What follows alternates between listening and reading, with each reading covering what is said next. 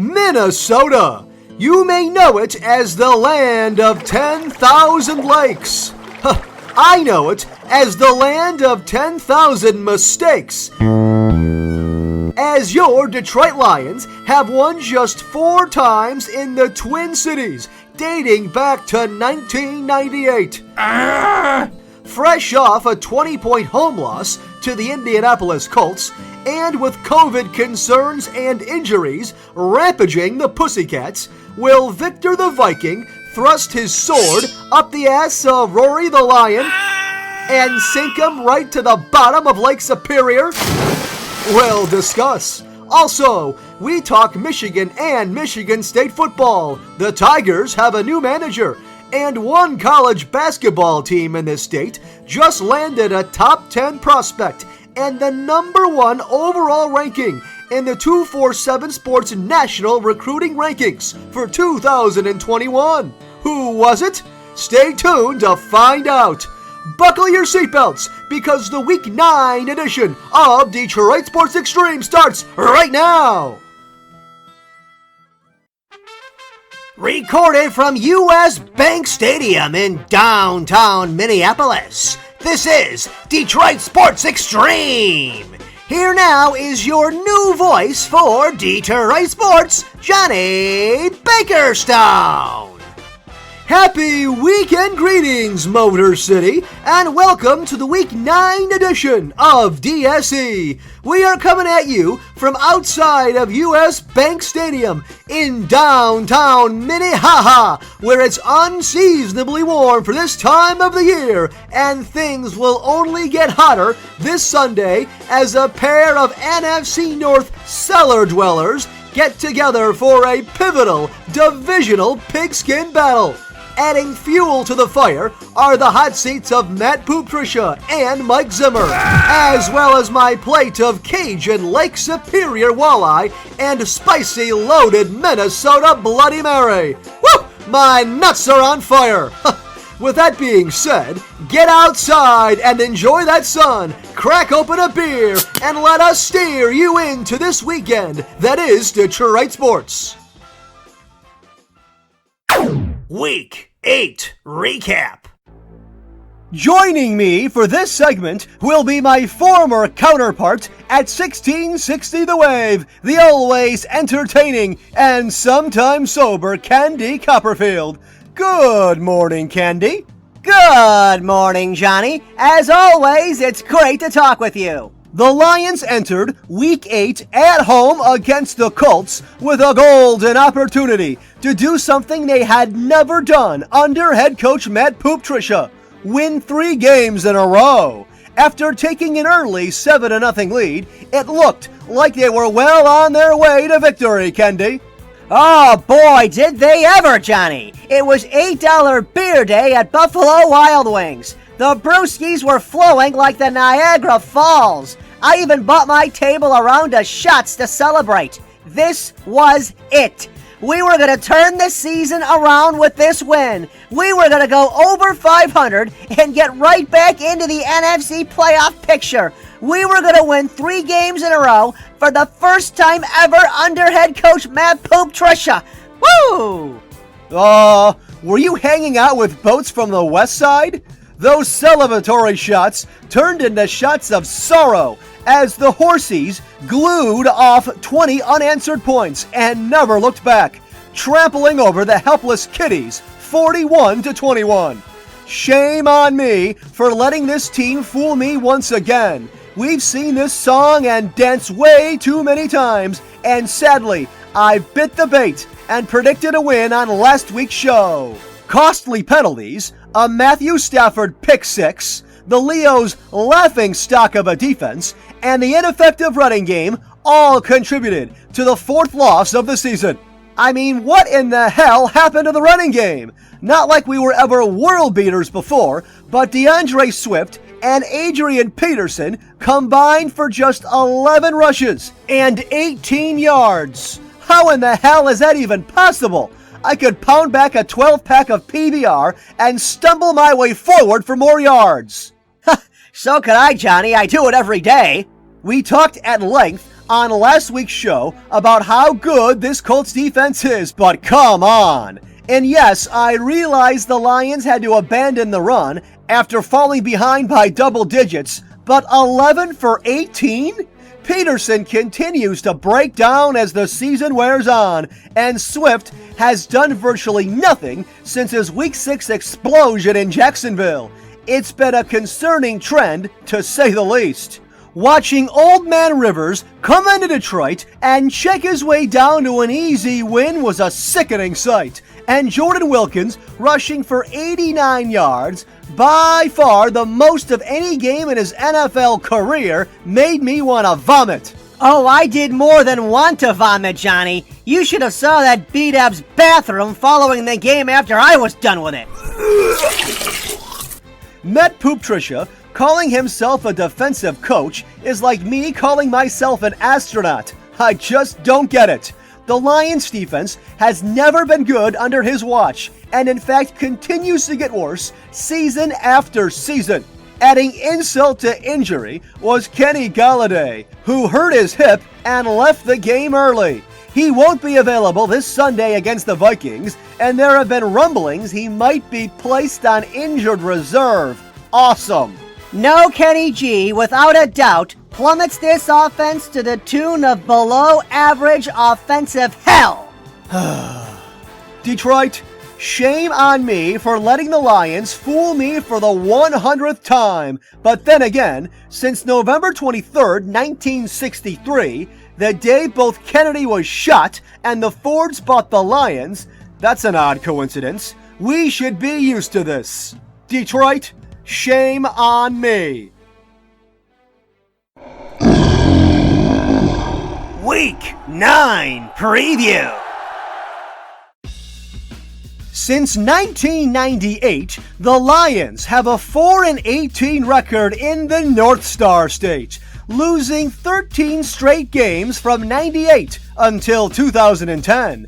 You can make that 4-19 if quarterback Matthew Stafford is ultimately unable to suit up.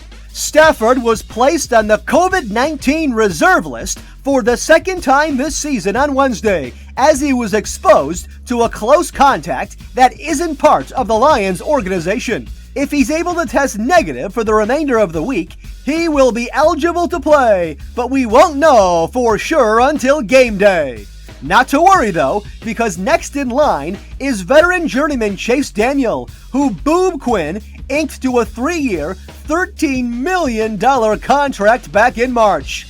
Quinn must have been enamored by Daniel's 7 touchdown passes and 5 interceptions in 10 NFL seasons. If Stafford is ruled out, I'd expect that 4-point spread to be bumped up to something more like 9.5. Not only will the Lions possibly be without their starting QB, but top receiver Kenny Golladay will be in street clothes as well. The 4th-year wideout injured his hip in last week's loss to the Colts and is considered week to week. We've touched on how this offense is night and day better with Kenny G in the lineup, and stats back that up. His absence will be felt. It's too bad, too, because he was having an excellent season since recovering from a hamstring injury in Week 3, and now he's hurt again. In the interim, our beloved Honolulu Blue and Silver will roll with some combination of Marvin Jones, Danny Amendola, rookie Quintez Cephas, and Marvin Hall. Forgive me if that doesn't inspire much confidence. Just signed to the practice squad Friday was veteran Mohamed Sanu, but I doubt he makes much of an impact, if any, once he gets his feet wet. After a slow start to the season, the aforementioned Marvin Jones has picked it up of late, combining for 13 targets, 8 catches, 119 yards, and 2 touchdowns in his last 2 games. He should keep it up, hopefully, against a god-awful Viking secondary on Sunday. More on that in a moment. Expect a heavy dosage of Jones and tight end TJ Hawkinson, regardless of who is playing at quarterback. You already know my thoughts on Hawk, and he's going against one of the worst teams in the NFL against opposing tight ends. Even with Golladay on the field for most of the season, the second-year tight end leads the team in both targets and touchdowns. We discussed the Lions' running game, or lack thereof, earlier on the show, and they are rushing for just 4 yards per carry, 8th worst in the NFL. Adrian Peterson, going against his former team on Sunday, looks dead, as his yards per carry have gone down every game since Week 1. In his 10 seasons with the Purple People Eaters from 2007 until 2016, Peterson averaged 95.5 rushing yards per game to go along with 97 touchdowns. In his 5 seasons since, he's averaged just 50.8 rushing yards per game with only 16 touchdowns. As you're all very aware of, Peterson just is not the same player he used to be. He's proven this season he can rush effectively against subpar defenses, but when tasked to go against stout fronts, he gets stuffed. This season could very well prove to be his last. An even bigger disappointment of late has been DeAndre Swift. He looked like he was finally hitting his stride in Week 6 in Jacksonville, rushing 14 times for 116 yards. But he has been stymied to the tune of 15 rushes for 28 yards in the past 2 games. I'm still holding out hope for Swift, but he's looking awfully inconsistent so far in his rookie season. I'd like to see the Lions turn him loose, though, and give him the Lions' share of rushes. Get it? Lions' share? The defense has been decimated by injuries and will be without starting safety Tracy Walker and defensive end Trey Flowers. They will get corner Desmond Trufant back, but with how bad he's been this season, I'm not sure if that's a good or a bad thing. Making his season debut against the team he played with for 10 seasons will be defensive end Everson Griffin, who should be playing with a chip on his shoulder after taking shots at the Vikings, in particular Mike Zimmer, earlier this week. Ending on a positive note, punter Jack Fox is having the season of his life, as Fox leads the NFL in gross and net punting average. At 53.2 yards per punt, he is currently on pace to break the NFL's single-season record, which at 51.4 yards per punt has been held since 1940. Take that, National Football League! Behind enemy lines, the Minnesota Vikings.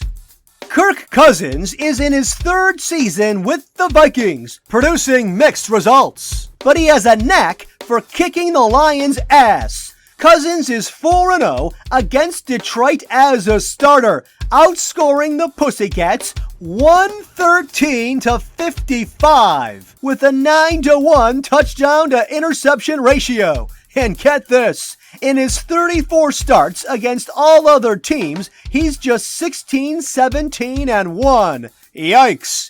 His highest accolade was leading the Vikings to a wild card win last year in New Orleans. But in all, the Vikings have to be frustrated with their lack of success after kicking Case Keenum to the curb in 2017, who had just led the team to the NFC Championship game. Minnesota currently sits last in the NFC North with a record of 2-5.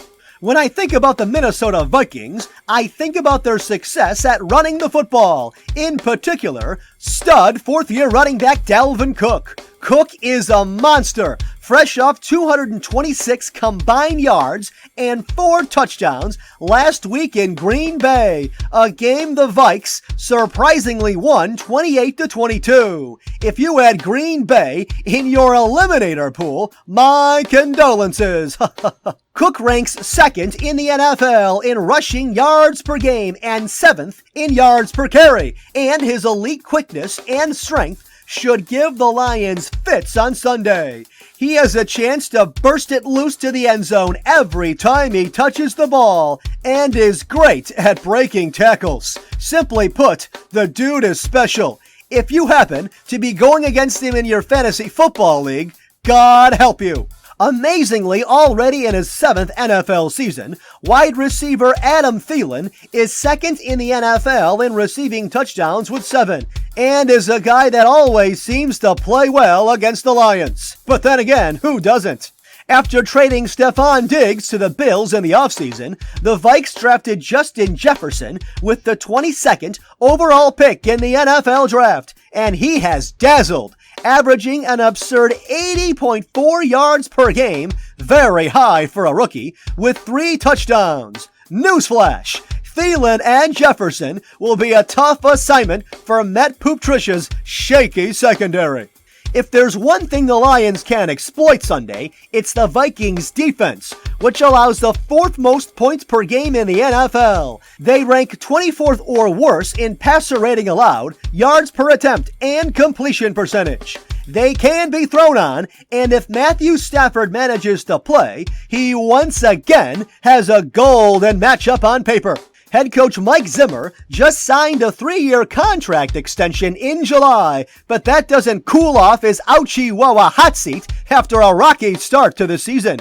Overall, he has done well, though, leading the Vikings to a 59-43-1 record in his 6+ seasons, winning 2 playoff games. If the Lions can slow down Dalvin Cook, which few teams in the NFL have been able to do, and attack the Vikings' porous defense, particularly through the air, they have a shot to deliver Kirk Cousins his first loss to Detroit as a starter with Minnesota, but it's going to be a tough task for sure. I see a lot of points being scored in this one, but Captain Obvious says the Lions will have no chance of winning if Matthew Stafford does indeed have the vaunted coronavirus. Lead time of possession, limit the turnovers, keep Cook in check, capitalize in the red zone, slam back a few beers, and maybe, just maybe, it can happen. What do I think will happen? Stay tuned later in the show for my prediction.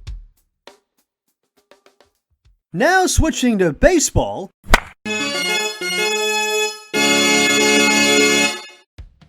I talked a few weeks back on how I wanted the Tigers to go after either A.J. Hinch or Alex Cora to be their next manager, and GM Al Avila listened, hiring Hinch to be the team's 39th manager. Oddly enough, Cora was just hired back by the Boston Red Sox a year after being fired by them. Yes, I'm aware, Hinch was involved in the Astros cheating scandal. But honestly, I don't care. I just want to win ball games. I understand the Tigers are still probably a few years away from competing, but Hinch will help accelerate that process. He's a proven winner, helping Houston win the World Series in 2017. This move is so much better than hiring an unproven commodity like Don Kelly, and quite frankly, I'm surprised the Tigers did it. But boy, I'm happy they did. Now we can only hope Avila goes to work this winter on improving that bullpen, which was one of the worst in all of baseball last season. Switching now to basketball. Michigan basketball made a splash in the past week when they lured 5-star recruit Caleb Houston away from Duke, Virginia, and Alabama to go play for Big Blue in Ann Arbor. Houston is a top 10 national recruit that ranks number 2 at power forward. He is head coach Juwan Howard's best recruit since joining Michigan in August of last year, joining 4 other top 160 recruits. The commitment propelled the Wolverines to the number 1 overall spot in the 247 Sports National Recruiting Rankings for 2021. Michigan State checks in at number 6. Juwan Howard's X's and O's still remain a question mark, but no one can deny his uncanny ability to recruit. Michigan finished last season 19-12 before it was cut short due to the COVID-19 pandemic, and they were on pace for at least a 7 seed in the NCAA tournament. It'll take more time to see how Howard fares as an in-game coach, but I am stoked on how well he's done at recruiting so far. Sure, these players actually have to perform on the court once they arrive to Ann Arbor, but it's very promising nonetheless. Sticking to the hardwood, but on the professional circuit, the NBA has tentatively agreed to start the season on December 22nd with a 72-game schedule. That's great news for our Pistons, who plan to improve on last season's record of 20-46. In all seriousness, we will dive into the NBA draft, where the Pistons will pick 7th on next week's show. We are going to take a quick 60-second commercial break here on Detroit Sports Extreme. Do not go anywhere. Coming this fall to Fox. He's a police officer by day.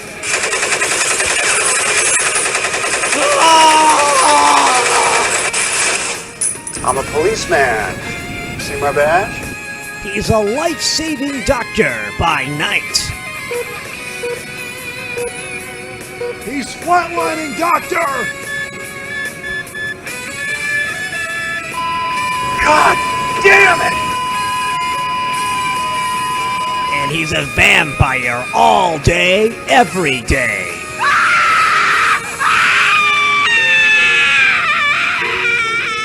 Sorry, you're gonna have to bear with me. Nicolas Cage is Officer Dracula, MD. If you can't get enough cop, doctor, and vampire shows, look out, because we're throwing you the entire kitchen sink. This fall, only on Fox.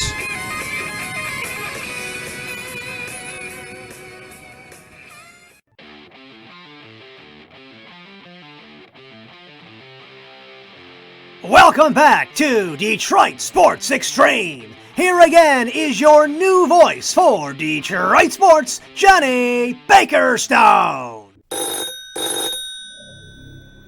Extreme Expressions. As with every show, we take 3 calls from you, the listeners. We start this segment with Monty from Oscoda. Hey Johnny, this is Monty from Oscoda. Where? I'm a Michigan baby. Give me milk. Fire Harbaugh. We demand excellence because we are the best. We can do better than Harbaugh. Give me Nick Saban or Urban Meyer. This is bullshit. We are Michigan for crying out loud. Michigan is a top-tier program like Alabama and Ohio State because we won the national championship that one time in 1997. If we can't go undefeated every year, then the coach has to go. We are the class of the Big Ten, and you know it, Johnny. Calling in with the Michigan fan hate, are we, Monty? I'm not demanding an undefeated season or national championship every year, but how can you possibly defend Jim Harbaugh at this point? How, Monty? Through 5 seasons, Poopy Khaki Pants hasn't even reached a Big Ten championship game and is a combined 3-11 against Ohio State and Michigan State. He's also 3-11 against ranked opponents. He's the 4th highest paid coach in college football. Any one of my 3 ex-wives could do what he's doing. It sounds to me like someone has a little man crush on Captain Comeback. Eh, Monty? Thanks for the call, you backstabbing bastard, and good luck staying under double bogey golfing this weekend at Oscoda Hills.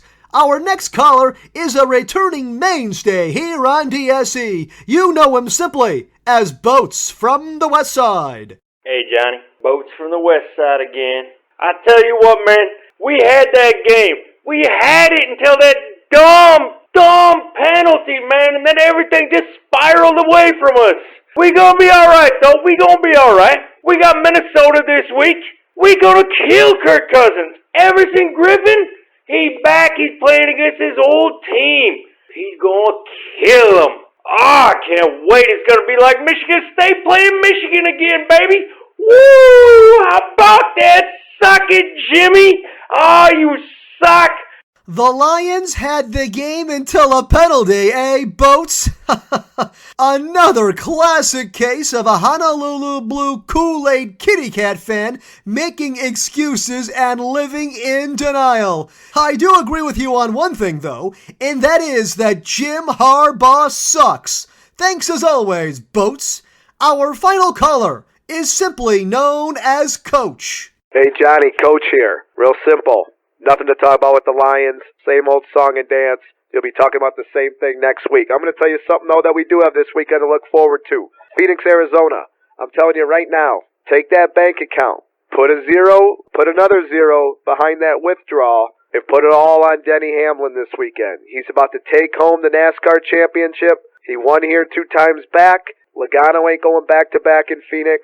Chase Elliott ain't winning back-to-back races. This is a Denny Hamlin race. Put it all on him, Johnny. We're bringing it home this weekend. The FedEx 11. Boats, you suck. See ya.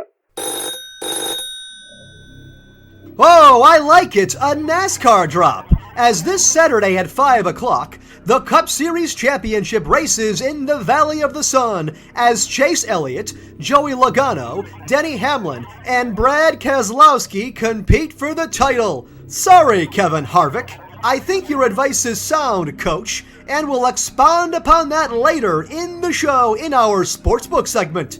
Special thanks goes to Monty from Ascota, Boats from the West Side, and Coach. If you'd like to call into the show, simply audio message us on the Detroit Sports Extreme Facebook page for a chance to be heard on next week's show.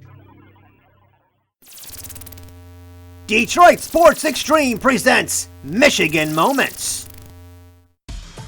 This Michigan moment brings us back to November 8th, 1991. For the second consecutive season, Detroit Tigers slugger Cecil Fielder finishes as runner-up in the AL MVP voting, falling 32 votes behind Baltimore Orioles third baseman Cal Ripken Jr. Big Daddy led the majors in 1991 with 133 RBIs, which was the second straight year in which he led the AL in ribbies. His 44 home runs were tied for the most in baseball as he joined Hank Greenberg as the only Tiger players at that time to hit 40 or more homers in consecutive seasons. In his 6-year career with the Tigers, Fielder had 4 consecutive 30-homer and 100 RBI seasons, and no major league player had more home runs between 1990 and 1995. He is also the only Tiger to ever homer over the left field roof at Tiger Stadium. Many of you should remember his son Prince, who played for the Tigers in 2012 and 2013. Today, the 57-year-old Cecil Fielder lives in Tampa Bay, Florida, and he continues to make numerous personal appearances as an ambassador for the New York Yankees, who he played for in 1996 and 97. Bird of the Week. I'm not selecting players from the Lions-Colts game for this edition, but rather members from the Michigan State game. You saw that Lions game, and I don't want to waste one more second talking about it. This week's Bird of the Week has to go to MSU wide receiver Ricky White, who gashed the Wolverines for 8 catches and 196 yards. Michigan defensive coordinator Don Brown, who's making $1.1 million this season, had absolutely no answers for the freshman pass catcher last Saturday. Let's see if White can keep it going against Iowa. Turd of the Week. How can I not select Jim Poopy Khaki Pants Harbaugh for the Turd of the Week after his latest Ann Arbor Stinkfest? We went over the numbers on the Emergency podcast a couple of days ago, as Harbaugh is the 4th highest paid coach in the country, making over $8 million annually. He's 0-5 against Ohio State, and now 3-3 against MSU. He's never been to a Big Ten championship. He's never been to a college football playoff. He's 1-4 in bowl games, and he's 3-11 against ranked opponents. Enough is enough. Stat of the week. 2. We've mentioned it on the show previously, but it bears repeating. Since 2006, the Michigan Wolverines have beat a ranked opponent just twice on the road. My God! Can they make it 3 wins this Saturday on the road at number 13th ranked Indiana? Stay tuned. Extreme Sportsbook. Sponsored by the Johnny Bakerstone Law Firm. Going through your 3rd divorce like Johnny? Well, make some money off these games to help cover the bill. After a red-hot start to this season, I concede I have been downright pitiful the last 2 weeks in Pick'em, with my overall record plummeting to 12-14. Damn it! Let's get over the 500 mark this week and stay there for good, starting with a pair of noon college kickoffs. Michigan minus 3.5 at Indiana. How in the Sam hell is Michigan favored in this game? How? They are fresh off arguably one of the worst losses in program history, and Jim Harbaugh's putrid track record on the road against ranked opponents has been well documented on this show. Combine that with the fact that the fail to the victors have won only twice on the road against a ranked opponent since 2006, and there's just no way I can lay the 3.5 in Hoosier country. Michigan State plus 6.5 at Iowa. This one's tough. On one hand, I was extremely impressed with Michigan State last week at the Big House, in particular their defense. On the other, Iowa seems due after losing their past 2 games by a combined 5 points. These 2 teams seem to always play each other tough, with Iowa leading the all-time series 23-22-2, including 13-10-1 in Iowa City. I am going to cautiously take the 6.5 here and hope the Spartans don't revert back to their opening week ways of Rutgers. Detroit Lions plus 4 at Minnesota Vikings. Here's a frightening fact. Since joining the Vikings, not only has he never lost outright, but Kirk Cousins has not once failed to cover the spread against the Lions. Uh-oh. We've documented the Lions' struggles without Kenny Golladay, and that should continue Sunday as Dalvin Cook runs wild and Matt Patricia wobbles one step closer to the unemployment line. Seattle Seahawks minus 3 at Buffalo Bills. Most people look at this game and think of it as a trap for Russell Wilson and the Hawks, but get this.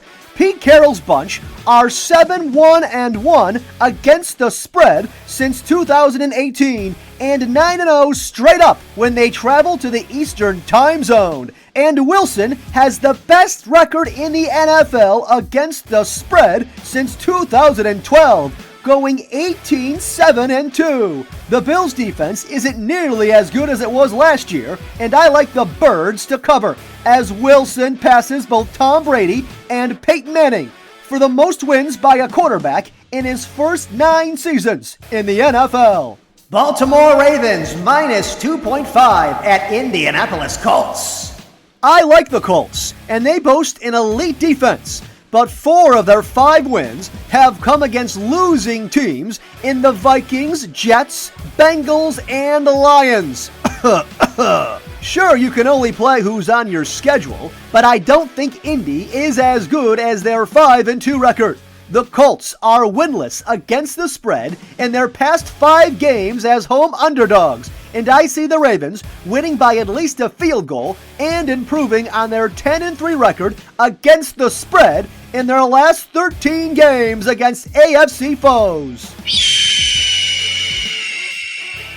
Pittsburgh Steelers minus 14 at Dallas Cowboys. 14 points is a lot, I know, but hear me out here.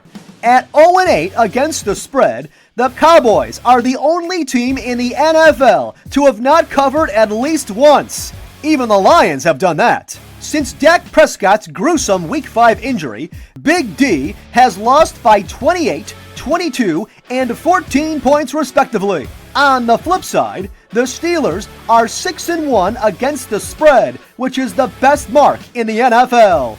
Do you know who the hell Garrett Gilbert is? Well, he's about to be the fourth Cowboys quarterback to suit up this season for an offensive line that is suddenly one of the NFL's worst in what shapes to be a bloody massacre of epic Jerry World proportions. Give me the steel curtain in a rout.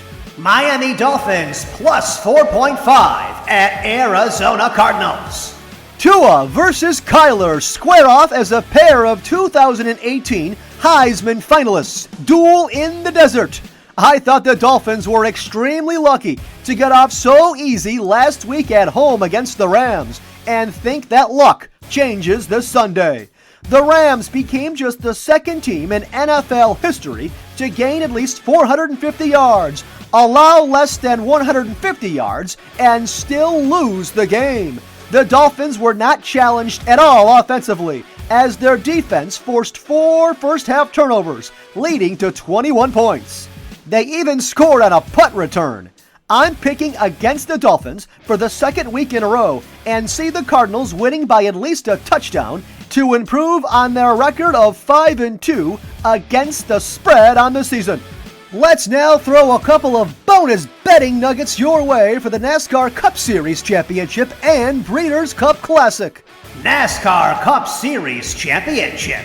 35 races down, 1 to go. Coach told us on Extreme Expressions to load up on Denny Hamlin, and that's exactly what I'm going to do in the final race of 2020. In a shocker, Kevin Harvick failed to reach the Championship 4, which features a field of Hamlin, Chase Elliott, Joey Logano, and Brad Keselowski. Hamlin has finished in the top 5 in 3 of his last 5 runnings in the Valley of the Sun, including 2 victories, and Logano is the only other Championship 4 driver that has won at Phoenix Raceway. Bet big on the 39-year-old Hamlin to win his first ever NASCAR Cup Series Championship on Sunday. That is, if you like the color green. Breeders' Cup Classic.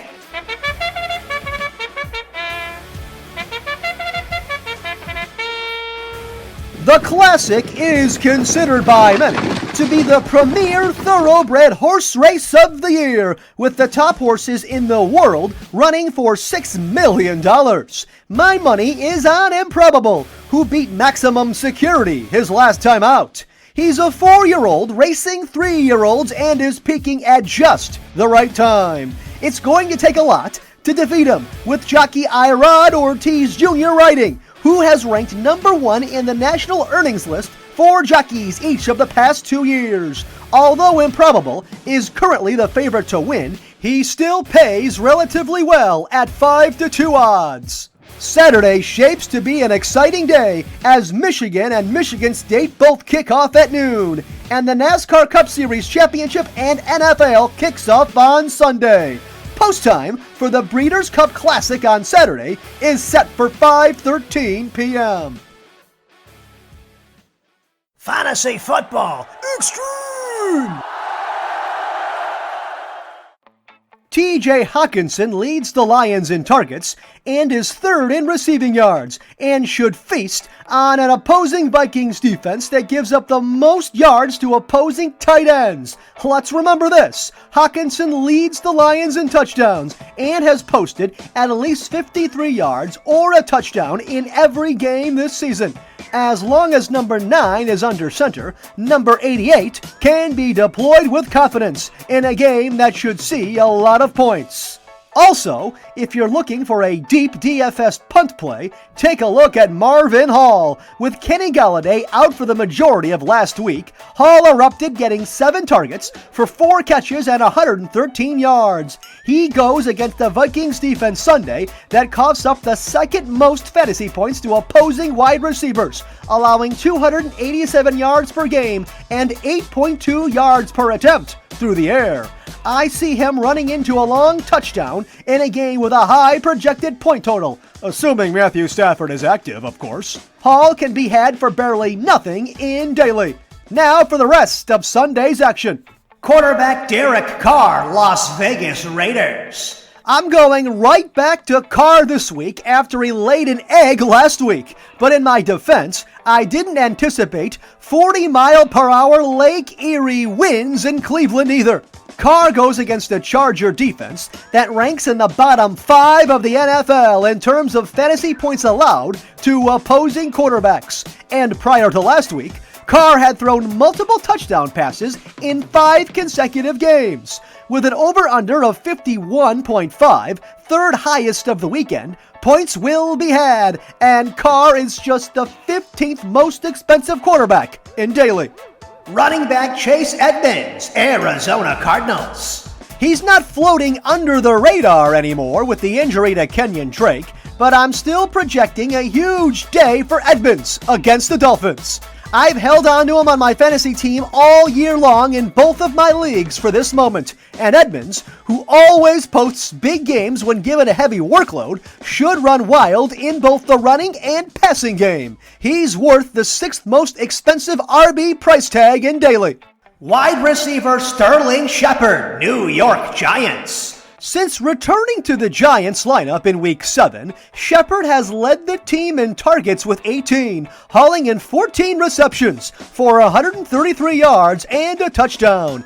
Danny Dimes has always loved him, and he's always been a great security blanket for the second-year quarterback. I expect that to continue against the Washington football team, and Shepard is just the 36th most expensive wide receiver in daily. Get him in your lineups. Tight end Jonnu Smith, Tennessee Titans. He's been in a slump as of late, but Smith is healthy once again and due for a big game against the Chicago Bears defense that has given up 5 touchdowns to opposing tight ends this season. They also rank in the bottom 3rd of fantasy points allowed to tight ends, and I see Smith breaking out in this one. He's just the 12th most expensive tight end in daily. Before we send you off for the weekend, a quick shout out to the Canton High School varsity football team who just defeated Livonia Stevenson in the playoffs 35-28 on Friday night. The Chiefs are now 8-0 and host Belleville next Friday in a battle of unbeatens. Go Canton! That will conclude this edition of Detroit Sports Extreme. If you like the show, please follow us on our Facebook page at Detroit Sports Extreme. Enjoy the Michigan and Michigan State games, Breeders' Cup, Lions game, as well as all of the other NFL action, and NASCAR Cup Series Championship this weekend. It's going to be an action-packed Saturday and Sunday, to say the least. But make sure you can at least enjoy that sunny weather, too. You can be damn sure I'm hitting the golf course later today. Have a great weekend, Detroit, and go Lions!